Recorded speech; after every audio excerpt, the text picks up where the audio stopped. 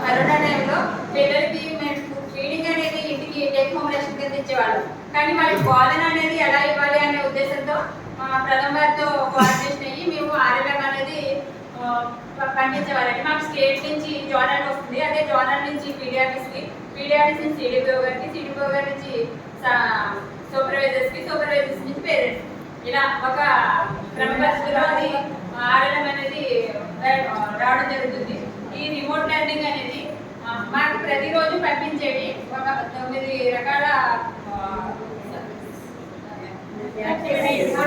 అందులో మాట పాట అలాగే సాంస్కృతిక కార్యక్రమాలు, సృజనాత్మకత, ప్రకృతి సందర్శన, ఇలా ఈ విధంగా దీనికి జోడించి అవి మనకి ఆడడం అనేది మనకి రావడం జరుగుతుంది.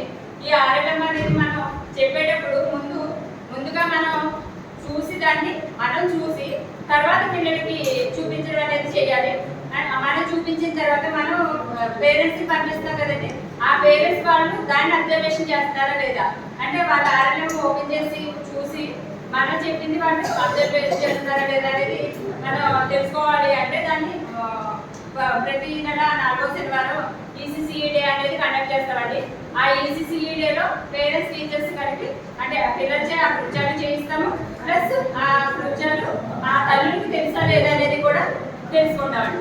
అంటే వాటికి ఎంతవరకు నేర్చుకున్నారు, ఇంకా ఎంత నేర్చుకోవాలి అనేది నిర్వహణ అనేది మేము అక్కడ జరిపించడం జరుగుతుంది. ఈ విధంగా ఆరోగ్యం అనేది చేస్తాము. తర్వాత సార్లు కంటిన్యూ చేస్తారు. అందరికీ గుడ్ మార్నింగ్ అండి. ముందుగా మాకు చక్కగా అవకాశం ఇచ్చినటువంటి సార్కి నమస్కారాలు. మరి ముఖ్యంగా చక్కటి కార్యక్రమానికి మనం వచ్చి నేను చెప్తున్న మాటలన్నీ వింటున్న వీళ్ళందరూ కూడా మరొకసారి నమస్కారం తెలియజేస్తూ, ఈ రోజున నేను తీసుకున్న టాపిక్లో ఆర్ఎం కోసము మాట్లాడారు. అలాగే ఇప్పుడు ప్రణాళిక మరియు నిర్వహణ దాని కోసం కొన్ని మాటలు మాట్లాడుతున్నాను. యాక్చువల్గా 1 నుంచి 5 సంవత్సరాల పిల్లలంటే నిజంగా వాళ్ళు దేవునితో సమానం. ఎందుకు అలా మాట్లాడుతున్నారంటే మనం చాలా మంది మనం అనుకుంటాము వీళ్ళకి ఏమీ నేర్చుకోలేరు, హై స్కూల్ దగ్గర నుంచి నేర్చుకుంటారు. నేను ఇదిగో పెద్ద ఎదిగిన తర్వాత 10th ఫెయిల్ అయిన తర్వాత ఒక సంవత్సరం బుక్ వచ్చిన తర్వాత అప్పుడు నేర్చుకుని టీచర్ అయ్యాను కాబట్టి పెద్ద ఎదిగిన తర్వాత నేర్చుకుంటాను అని అందరూ ఒక ఆలోచన ఉంటారు. కానీ ఒక సైకాలజిస్ట్ చెప్పాడు 5వ సంవత్సరంలోనే మల్టిపుల్ లాంగ్వేజ్ నేర్చుకున్నట్టు చెప్పాడు. A boy is born to LED not chance of చెప్పాడు. ఎల్ఈడి అంటే లాంగ్వేజ్ అక్విజిషన్ డివైస్. అంటే ప్రతి ఒక్క బ్రెయిన్ లో ఒక డివైస్ ఉంటుందండి ప్రతి అమ్మాయి. అందులో ఏ మాట మాట్లాడినా అది స్టోర్ చేసుకునే శక్తి ప్రతి పిల్లవాడికి ఉంటుంది.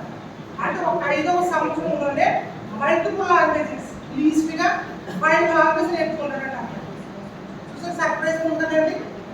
మనము ఇంగ్లీష్ని ఇంట్రడ్యూస్ చేసినప్పుడు చాలా స్లోగా చాలా పద్ధతిగా 2 మాటలు ఎక్కువ అంటే మళ్ళీ స్కూల్కి రావడం భయపడిపోతుందనే ఉద్దేశంతో చాలా ఒక ప్రణాళిక పద్ధతిగా నేర్పిస్తూ ఉంటాం సార్, కంట్రోల్గా నేర్పిస్తూ ఉంటాం. కానీ డెవలప్డ్ కంట్రీస్లో చాలా 5 ఇయర్స్లోనే చాలా లాంగ్వేజ్ నేర్చుకుంటున్నారు. కాబట్టి అంటే అతనికి నేర్చుకునే స్వామం ఉంటుంది, మనం నేర్పించగలిగినంత మంచి నేర్పించాలి. అంగన్వాడీలో భాగంగా ఈరోజు మనం నేర్చుకున్న పాఠం ఏంటంటే ప్రణాళిక మరియు నిర్వహణ. ప్రణాళిక అంటే ప్లానింగ్ అని, నిర్వహణ అంటే ఆర్గనైజింగ్స్ అని మనకు తెలుసు. ఇది ప్లానింగ్ అండ్ నిర్వహణ 2 కూడా కోఇన్సిడెంట్ గా ఉంటాయి. ఒక ప్లానింగ్ మనం వేసి దాన్ని సరిగ్గా నిర్వహించకపోతే అది ఫెయిల్ అవుతుంది.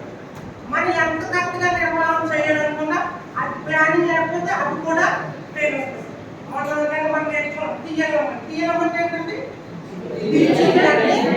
మనం చేసేది, ప్లానింగ్ అంటే అమ్మాయి చేసేది. అంటే మన ఇద్దరిని కూడా అదే కలుపుతుంది తీయడం అంటే.